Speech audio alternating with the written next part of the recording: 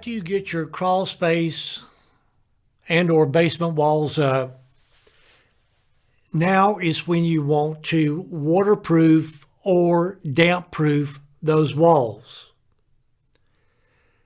Let's just go ahead and talk about a full basement, and then I'll just quickly clarify what to do with the crawl space. I want you to understand the basics of waterproofing. When you go in on a lot and you dig a hole in the ground, you could be obstructing the natural flow of water in the ground. See, when the rainwater hits the ground, it will seep up underneath the surface, and you may not be aware of it, but that water may begin traveling horizontally underneath the surface. And when you go in there and you dig a hole in the ground and you put a foundation in that hole, you may be blocking that natural flow of water and creating, in essence, a dam. And when that water, that flow of water hits your foundation wall, it builds up a tremendous amount of pressure we call hydrostatic pressure. And if you do not waterproof this foundation wall, that hydrostatic pressure can get water through the wall, and then you've got a leaky basement, which is a royal pain. Every lot is not conducive to a leaky basement. But because we're not aware of the flow of water underneath the surface of the ground, we have to assume that every lot is conducive for a leaky basement. So therefore, we have to waterproof every foundation, and it needs to be done correctly. But you may have a builder that, he's built 30 homes, and a customer will ask the realtor, does he build a good dry basement? Oh yeah, he built 30 homes and all 30 basements are just dry as a bone. And then on basement number 31, he's on a lot that is conducive for a leaky basement, and it leaks like a sieve. So it needs to be done correctly. Now, if you'll look at some of the drawings at 24/7, what will happen is on top of that foundation wall, they will waterproof that foundation wall, and that hydrostatic pressure, as it goes against that waterproofing, it will do everything it can to get through the waterproofing, and water will take the path of least resistance, and water pressure will push water down that wall. And when it gets to the base of the wall, in most waterproofing jobs, there's going to be a pipe there, and it's usually perforated pipe, which means it's got holes punched all in it. And on top of that perforated pipe, they've got a layer of stone. And when the water is pushed down that waterproofing, when it hits that stone, the stone relieves the water pressure. As the stone fills up with water, it seeps into all the holes in the perforated pipe. As the pipe fills with water, it drains away from your foundation. Yes, it is a drain system, but that is a secondary function. The primary function is it's a water pressure relieving system. And as it fills up with water, it better be able to drain. So this perforated pipe and stone, which some people refer to as a French drain, will go around the exterior of your foundation. And you can buy connectors to connect it all together. And at some point, that pipe is going to, and if you're on a lot that is conducive to a basement, at some point that pipe is going to stick out of the ground and it will drain naturally. You'll see sketches of this at 24/7. Do not let the landscaper cover up the end of that pipe. A lot of basements leak today because someone covered up the end of that pipe or crushed it during the construction of the home. And if that water can't get out of that pipe, you cannot imagine the water pressure building up on your foundation which will cause it earlier to that a leak. Poured concrete wall to a degree is already watertight. And because it's already watertight, what a lot of builders will do on a full basement is they will spray a layer, they will spray a product on top of the wall we call a polymer modified asphalt. A polymer modified asphalt. We used to use regular foundation tar. But the problem with regular foundation tar, as it would dry, it would become very brittle like an eggshell. So should the wall ever develop a crack in it, you would see a crack in the foundation tar and it could be a source of a leak. The polymer modified asphalt, the good part about this stuff, think of a polymer being several compounds blended together. Plastic is a polymer. So think of this stuff as kind of like rubberized plastic. And they spray it on the wall, and the thicker they spray it, the longer the guarantee they'll give you. And the good part about this polymerized modified asphalt is should the wall ever crack, this modified asphalt will tend to give like chewing gum, and you will not see a crack through the polymer modified asphalt. And this is what we call damp proofing. Damp proofing. This is not waterproofing. And at the base of the wall, they will install the perforated pipe and the stone. One thing we started doing over the years, instead of using the perforated pipe and stone, is a product I'd like for you to look into called J-Drain. And one reason we really like the J-Drain is by using the J-Drain, we didn't need the stone. And you can see information about the J-Drain at 24/7. But since you are building your own home, and this could be your dream home, I want to encourage you to possibly, because you're saving a bunch of money building it yourself, instead of damp proofing your basement wall, as most builders do, I recommend you waterproof the basement wall. Because the damp proofing, yes, if you put it on nice and thick, they will give you a pretty extensive guarantee on it. But things can still go awry, causing you to have a leaking problem. And if your intent is to finish off that terrace level, and it's going to be real nice, I do not want issues with water now or in the future. So for that reason, I would waterproof the basement wall rather than damp proof it. And one of the best waterproofing systems I've seen over the years, I think it was developed by Owens Corning, but it was bought out by a company called Koch, K-O-C-H, and it's called Tough and Dry. You'll see information at 24/7. Tough and Dry. I consider Tough and Dry one of the better waterproofing systems out there. It's not the only one. There are other waterproofing systems. But I would waterproof the wall rather than damp proof it. On a crawl space, all you need to do on a crawl space is that portion that's underground is simply damp proof it. You don't necessarily need any pipe or stone. Just damp proof that portion of the wall that's underground. In most cases, that's all you need to do for a crawl space. After you complete the waterproofing, and by the way, you're dealing with subcontractors on all this stuff. After you complete the waterproofing and or the damp proofing, you can now get your grader back out there. Again, you can get firm prices on all this stuff. And you can get the grader back out there and you can push dirt back against the foundation and do what we call a preliminary backfill.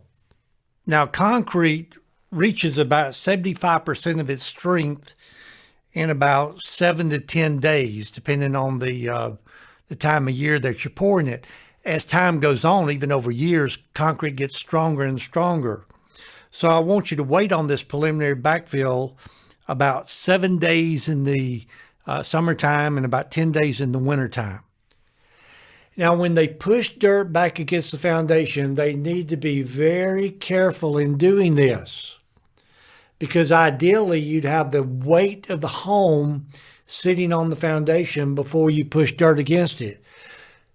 Do not ever push dirt against a concrete block wall at this point. If you push dirt against a concrete block wall at this point, more times than not, it's going to cave in. You must wait until the weight of that home is sitting on that wall before you dare push dirt against it, and even then, that is no guarantee. However, on a poured wall, you want to be very careful and cautious in pushing dirt back against that wall, because the home's not sitting up there to really stabilize the top of that wall, and you could get a situation where you're causing that wall to bend in, which it would not be good. But they can push dirt back against it. My preference would be they only push about 4 or 5 feet of dirt back against the base of that wall. And this makes the job a lot safer and neater. If you have a brick ledge, you want the tractor operator, the grader, to push dirt up to the brick ledge. Don't cover the brick ledge up, but they will push dirt up to the brick ledge, and that's where they'll stop. Because you don't want to cover up the brick ledge, because the mason needs to have it exposed, because that's where they're going to start the brickwork. However, in the garage area, you may need to fill the dirt all the way up to the top of the garage. And the garage area is one place where if the dirt settles, this can create a problem for you later where your cars are parking. So in the garage area, this is where I would like to compact the dirt. And the best thing to use in this area is what we call a roller compactor. We hire the grader to do this. So you want to discuss this with the grader up front, that in the garage area, as they're bringing dirt in the garage, you want that dirt compacted, and he will probably know to bring in a roller compactor to get the job done correctly. But just so you know, they just don't fill it in with dirt and compact it right on top. No. They've got to put in layers of dirt, compact it, put in layers and compact it. If you want to know exactly, depending on the type of soil you have, talk with the soil engineer. And the soil engineer can tell you, based on the type of soil you have, they need to compact it every 4 inches or every 6 inches or every 10 inches, depending on the type of soil you have. But the garage area is the one place on the home where I want them to compact the soil. Also, in this preliminary backfill is where you may need some dirt in the basement floor area that's going to be underneath the slab. So you will kind of get this prepared too during this preliminary backfill. And you may or may not need any dirt in that area. It just depends on the lay of your land. After the preliminary backfill, and remember, you're not going to be touching the topsoil. Don't be fooling with the topsoil, and don't get rid of all your dirt, because you're going to need some more dirt later. This is just a preliminary backfill. You want to go out there and have an exterminator do a pre-treatment for termites. And what they will do is they will saturate the ground inside and outside the foundation with chemicals to prevent termites. The chemicals they used to use, they can no longer use for environmental reasons. And the chemicals they use today, I don't really think they have that much of a shelf life. So about the best thing you can do for termites, and if you're in the South, termites are a real and present danger that can really destroy a home. The best thing you can do is always have an annual inspection by a legitimate exterminator. That's one of the best things you can do.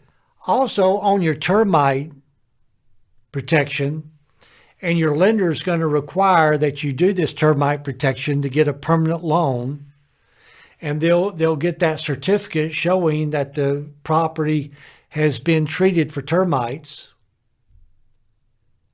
But on this termite protection, you're going to see two kinds of bonds out there. You'll see one, what they call a retreat bond, in that if they find termites, they guarantee they'll get rid of them. But you're going to pay for the damage. What I like is the total replacement warranty, and that if they find termites, they not only get rid of the termites, they repair the damage. But you definitely want to maintain this bond, because that bond could be as little as $150 a year. If they find termites, it's going to cost a lot more than $150. So always maintain a protection bond on your home, and you usually pay it annually. Because the chemicals are not as good as they used to be, and because when you put those chemicals on the ground, it creates kind of an invisible sheet. And if you go out there and you dig in the ground, or you dig for a hole or something like that, you're creating a hole through that invisible sheet where termites can come through. What I prefer are the bait systems, the most well-known being Centricon. And you can get information about Centricon at 24/7. I really like the bait system, and I especially like the Centricon system. And what they do is they will encircle your home with this bait. And see, termites are blind. They cannot distinguish a mountain of food, such as a home, from other food sources. So they're constantly sending out scouts to hunt for food. And when these scouts go into this bait, they'll start eating this bait. And what they do is they inspect this bait on a periodic basis. And if they find the termites eating the bait in a given area, they put chemicals in that one area only. The termites carry that chemical back to the colony. It creates a situation where the queen is not able to reproduce, and it kills and destroys the colony. I really like the bait system. I really like the Centricon system. By using the Centricon, it is not necessary to put down the chemicals, which is one reason I like the bait system. You're not putting all the chemicals in the environment.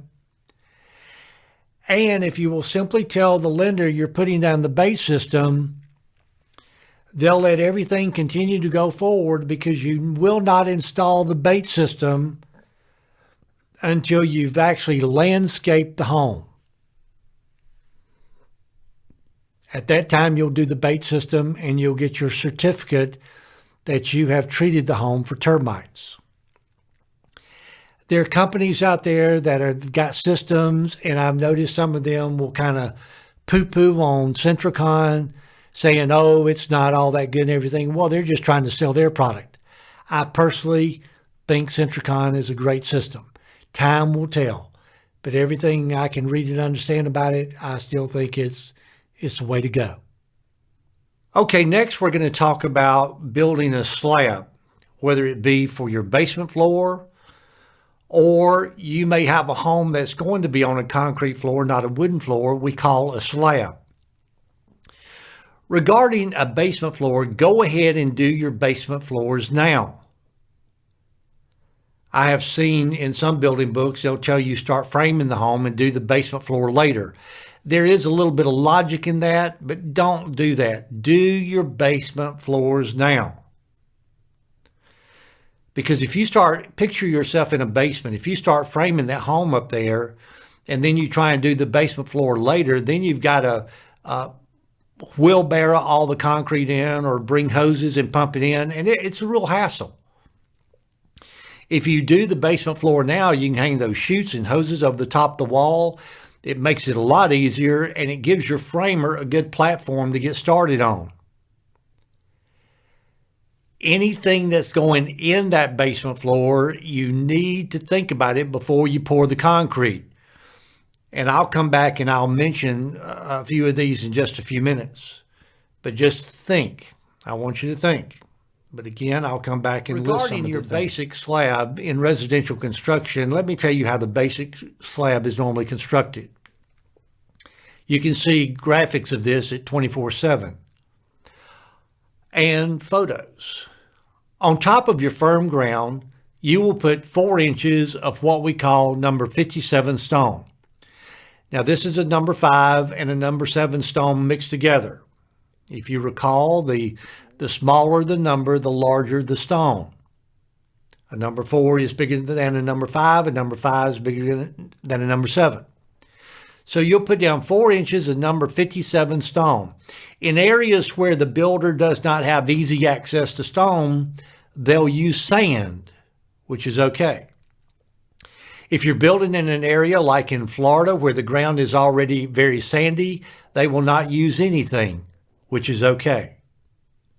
On top of this number 57 stone or sand, they will put a layer of plastic we call 6 mil poly. And this is 6 millimeter poly. Do not use 4 mil, which is thinner, because it tears up too easily. And this 6 mil poly, which could either be clear or black, it doesn't matter whichever one may be the best price, if there is a price differential. This 6 mil poly acts as a vapor barrier to minimize your concrete floor from sweating. And I do not want a basement floor to be damp. I do not want a garage floor to be damp. I do not want a house floor to be damp. Now, I don't care if a driveway is damp, so you don't need it in a driveway. And the people in this industry, especially we builders, we're notorious on what we can't dazzle with brilliance, we'll baffle with bull. And I hear a lot of bull around this plastic. I've had subs tell me, Tom, you're going to punch holes in it, drive stakes through it, you're defeating the purpose of it. I wouldn't waste money on it. Well, yeah, they're going to punch holes in it, drive stakes through it.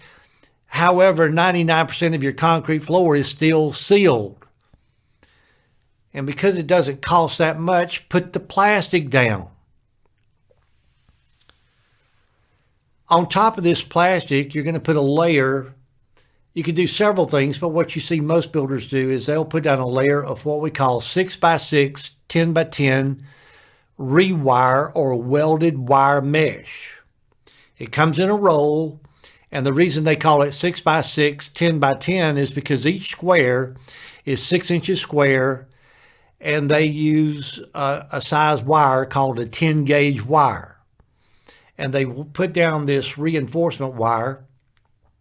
And what this reinforcement wire does is if the concrete cracks, which it will do, the wire will hold the concrete together so it will not be separated. On top of this welded wire mesh, they will pour 4 inches of concrete. Now let's keep it real simple.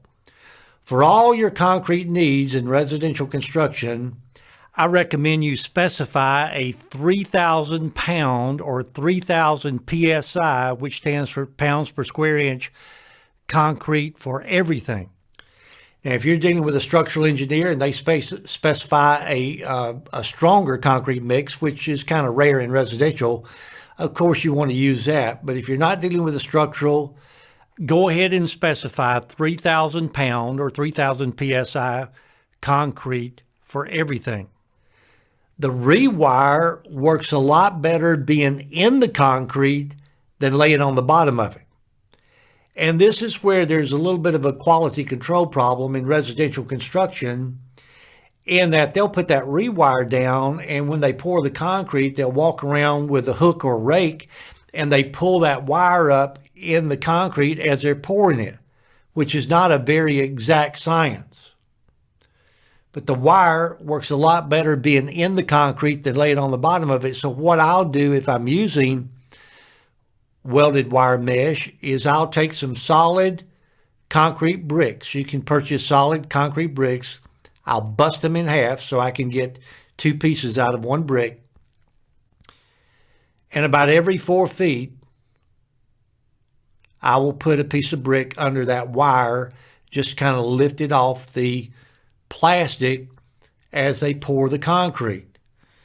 Now, this again is not an exact science, but it's better to me than just letting them pull it up with their rakes. This recording still is kind of expensive, and you may want to check into it, because what I would really prefer over the welded wire mesh is to put down what we call a number 4 rebar throughout the concrete floor, running it 12 inches on center.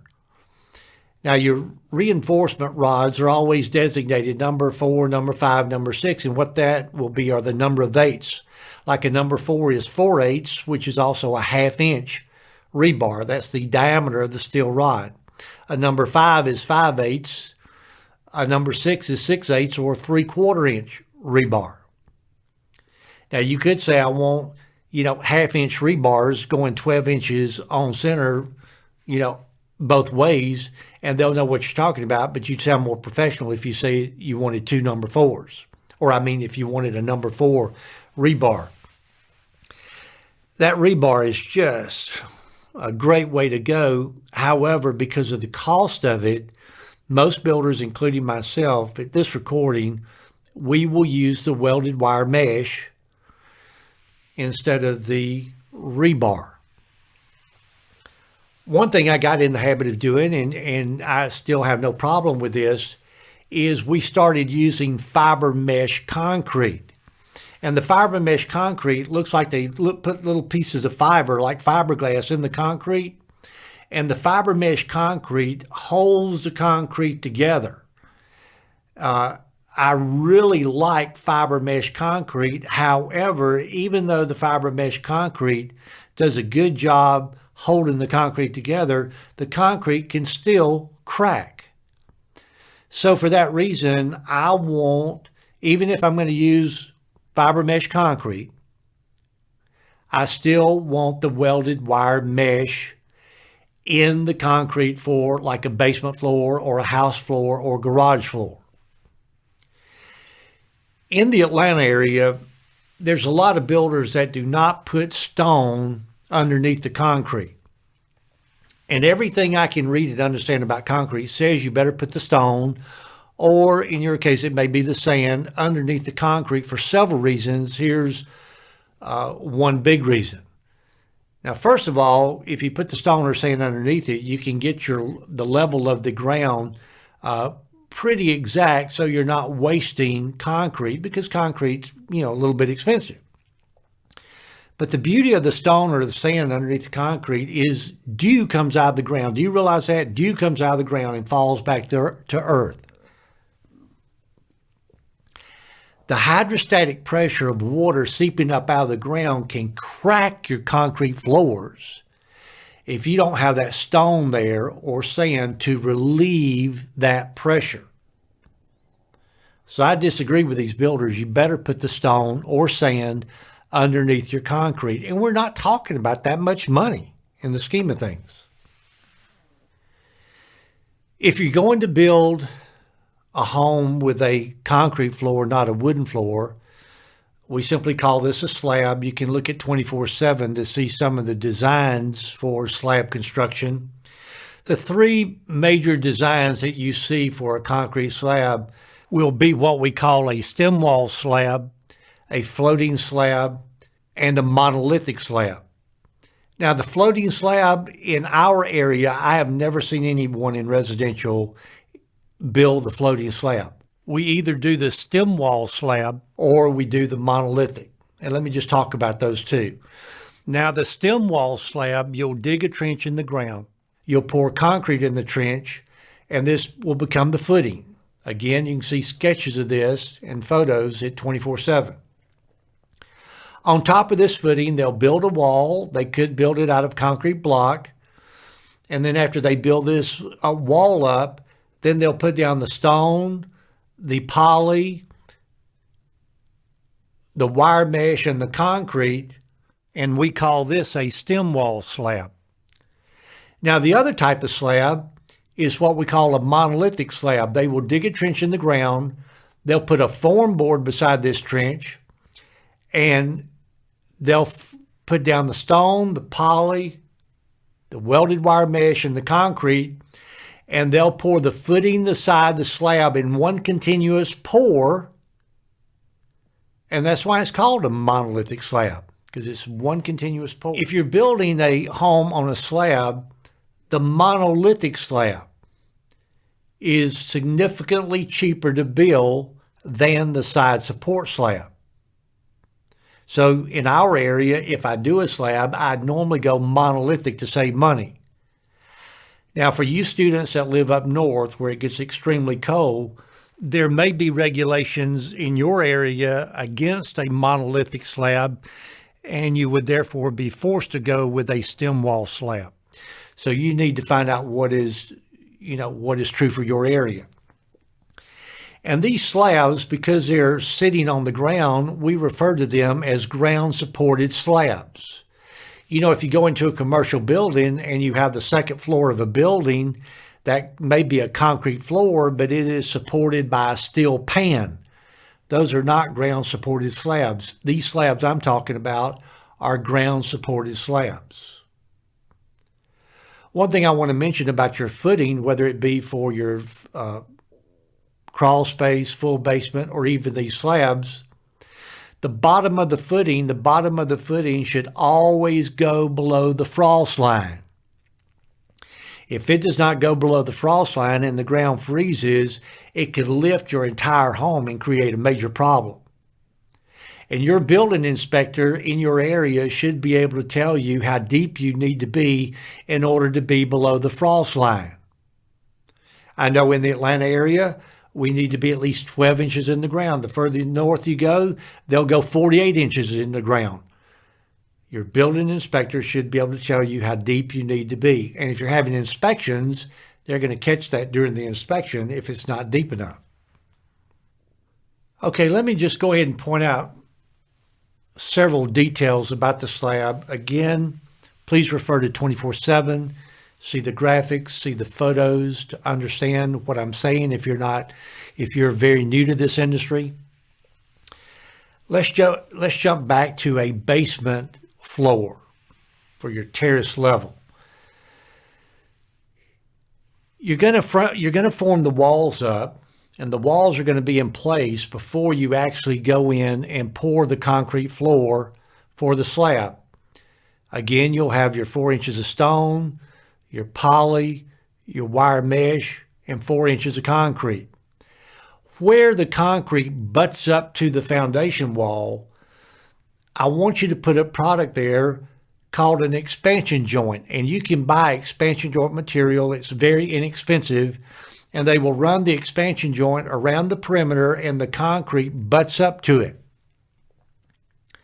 A lot of builders, they don't do this, and it can create a problem because, see, concrete expands and contracts.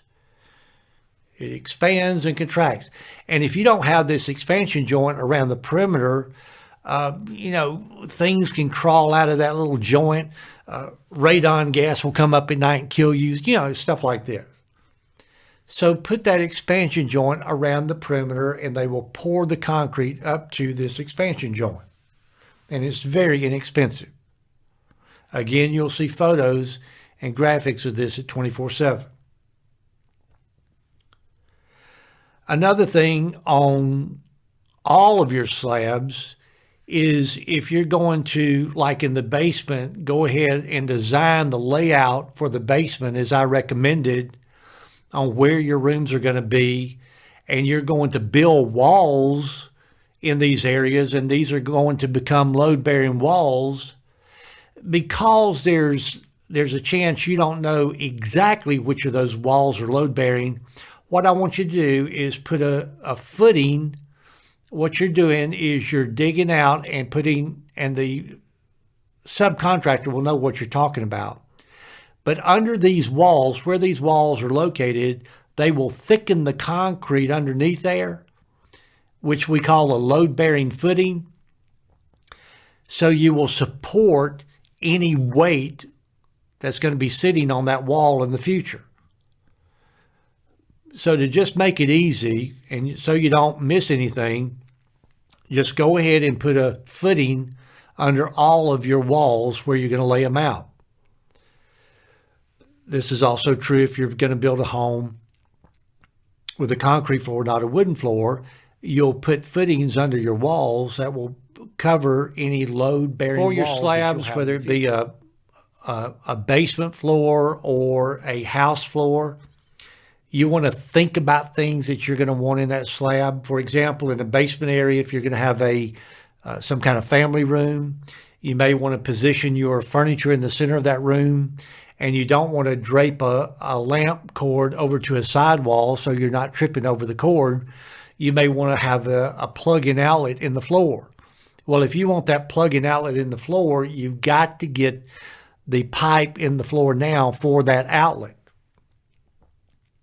So think about things that you want in that floor. And I'll mention a few of these. One of these is your plumber. Now, naturally, any plumbing you're going to have down in a terrace level, or you're going to have it for a house, you've got to get in before you pour the concrete. And if you're in an area where you have city or county inspections, they need to inspect this plumbing before you cover it up and pour the concrete.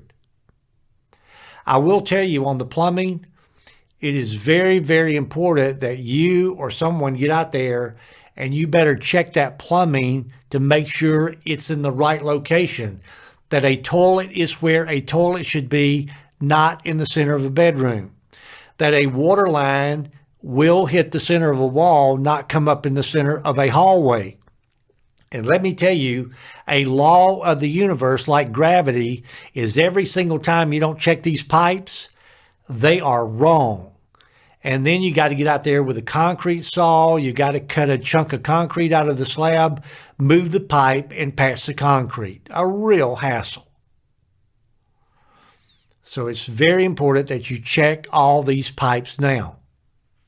If you have a water line, a copper water line coming up through the concrete, that's buried in the ground, where that copper water line goes through the concrete, it needs to be protected. They'll usually put a sleeve on it so that the concrete does not touch that water line directly.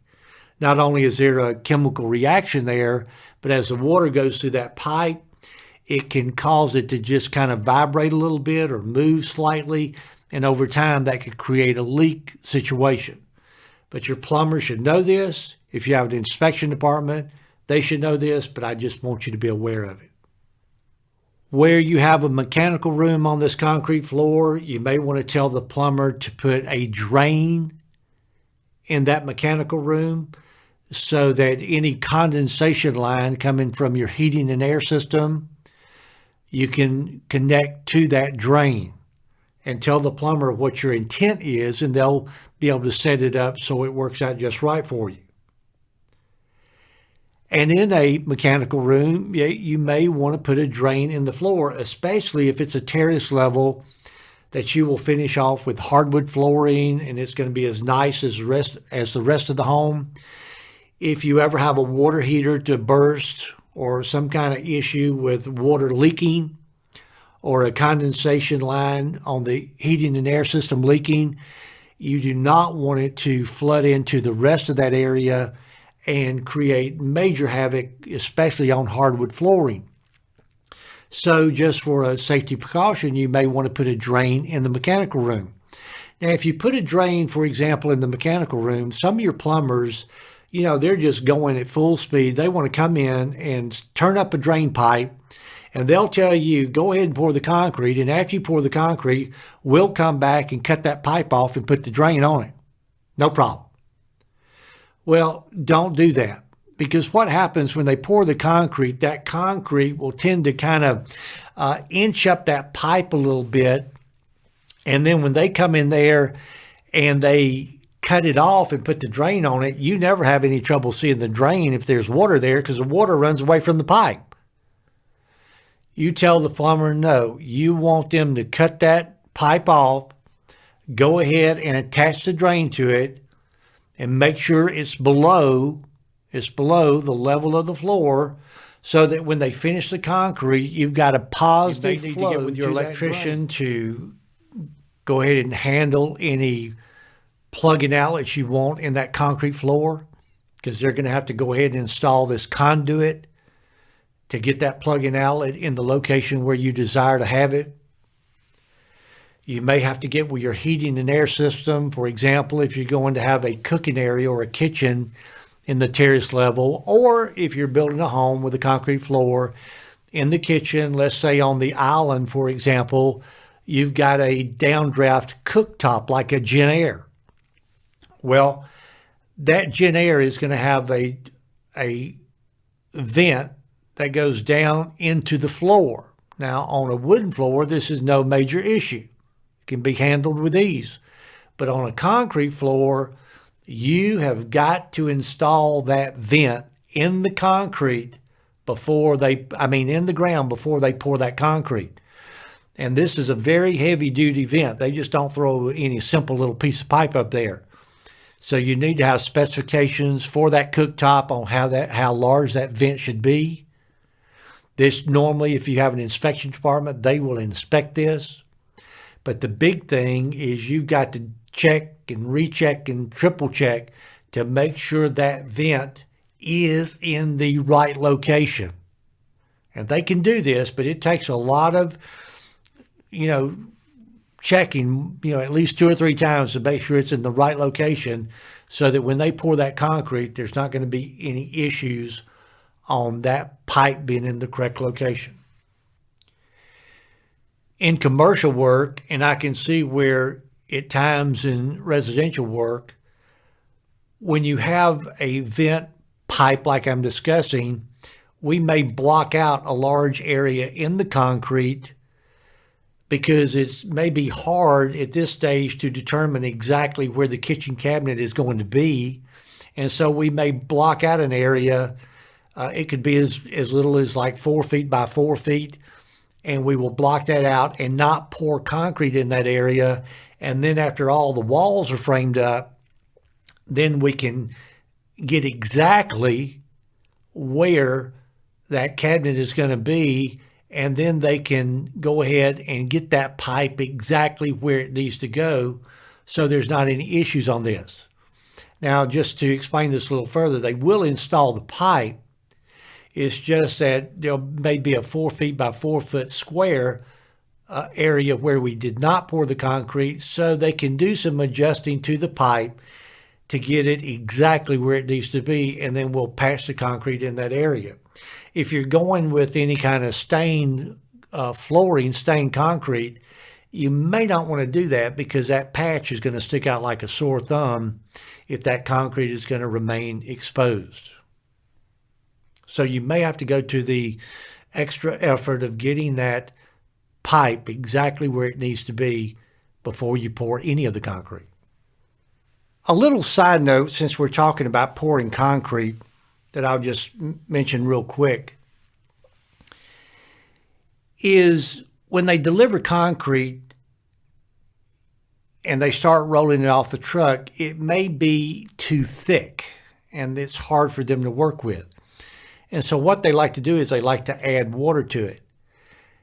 Some of the subs will tend to add too much water to it, and that can be a problem. But they'll add a lot. If they add too much water to it, what will happen is when they pour like a footing, for example, or even a concrete basement floor, the concrete just spreads like water, and it's a lot easier for them.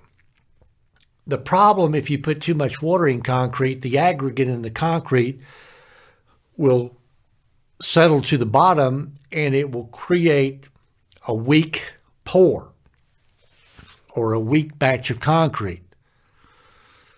So you want to tell the subs, even though you're not really sure about what we're talking about, just tell the subs, do not add too much water to the concrete. Now, in commercial work, they don't just let us say something like this. We have to do tests in commercial work called a slump test. You can see a photo of this at 24/7. Now, in this slump test, what they do is they'll take a random sample of concrete off a truck and they dump it in this cone, and then they remove the cone off the concrete and they see how far it slumps down from the top of that cone. The more water it has, the more it slumps. Now, in commercial work, the engineers and architects pretty much regulate that we stay within like a 4 or 5 inch slump. Now, we don't do that in residential work, and I'm not saying that's good or bad. I don't have any real problem with it. But I do want you to just be sure and tell everybody, do not add too much water to the concrete.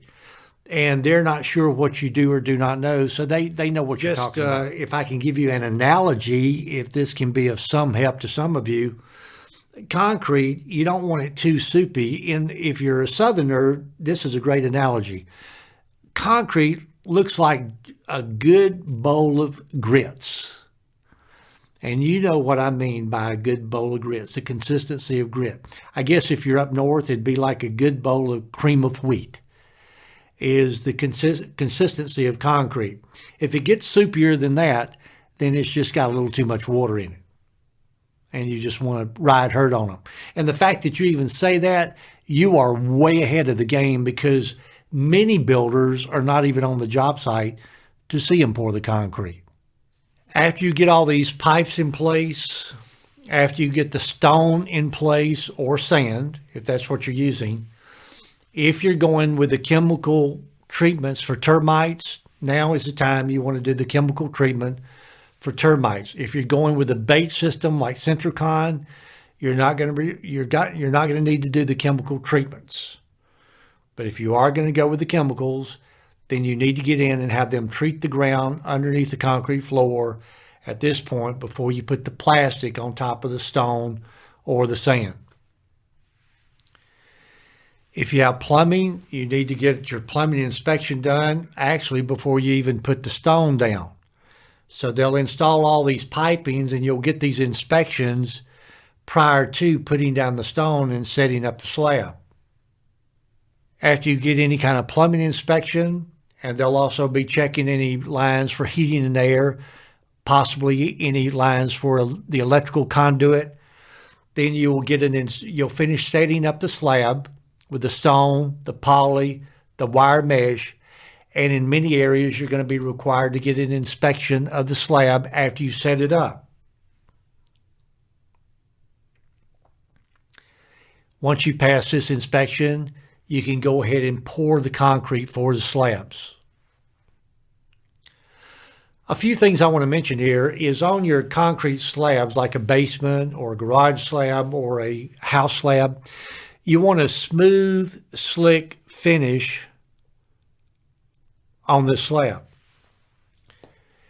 If you're going to stain the concrete, you may want to get with whoever you may hire to do the staining to see if they have any little things that they would recommend you do for the slab when you pour it that's going to, enhance the stain in the concrete, or some kind of pattern they may want to put in it in order to stain the concrete and give you the look that you're looking for.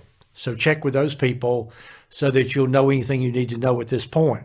Also, be sure to look at the notes at 24/7.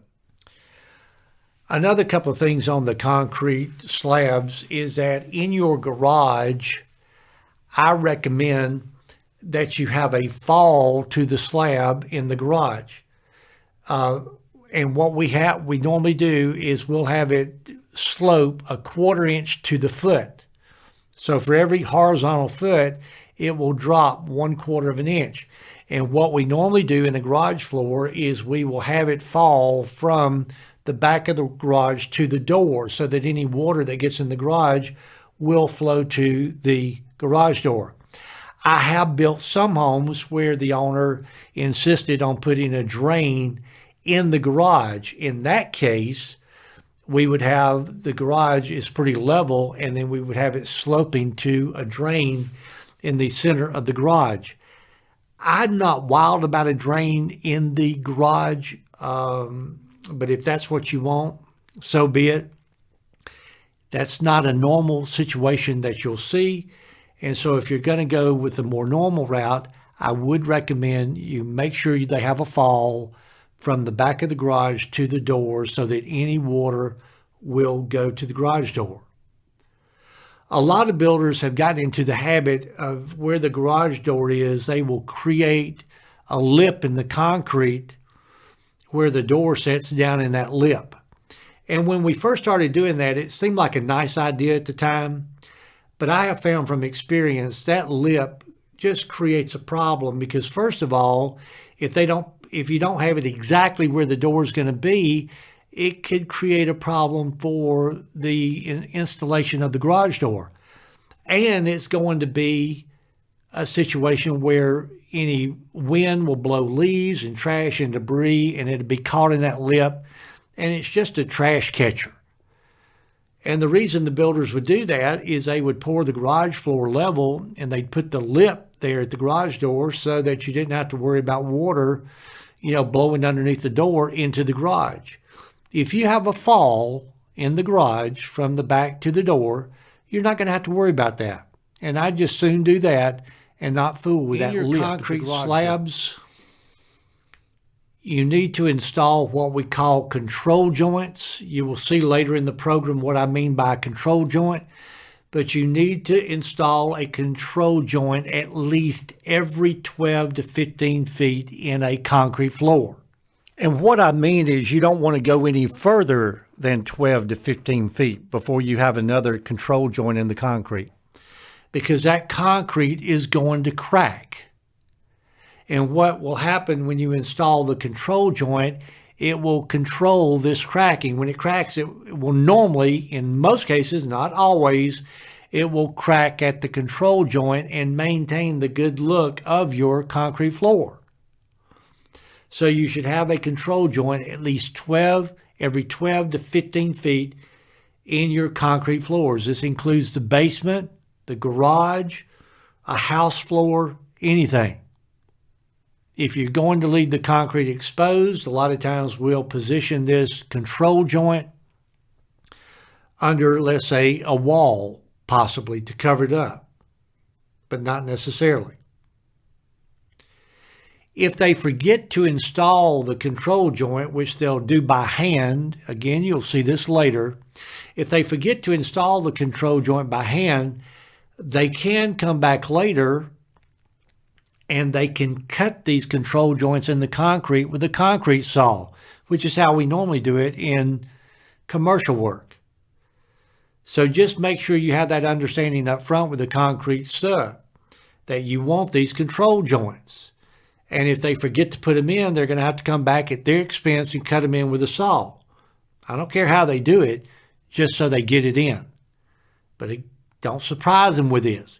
If you tell them this up front, they'll do it. There should be no additional charge. In your garage floors, I told you earlier about compacting the soil. But even though you've gone to all this trouble to compact the soil, over time, there's a good chance that ground will still settle a little bit, and this can create a problem in a garage. Now, if they do not compact the soil, like a lot of builders fail to do, it can create a major problem with the weight of the car in the garage. What I want you to do, and you'll see some sketches of this at 24/7, I want you to install in the garage floor what we call a grade beam. Now, if you don't do anything but copy our drawing or sketch at 24/7, that's better than nothing. But ideally, you would get with a structural engineer. They would see your drawings and they'd see that you have a 2-car, 3-car, 4-car garage, and they can give you a sketch. You shouldn't pay a lot of money for this, on where and how to install this grade beam in your garage floor.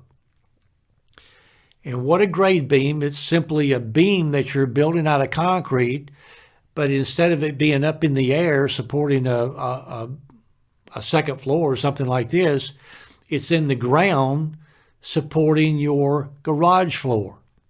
So that if in the future the ground should ever settle, the dirt should ever settle, it will support your garage floor, and you don't have to worry about the weight of the car on this area. So be sure in your garage area to install a grade beam to support when you pour concrete in the wintertime.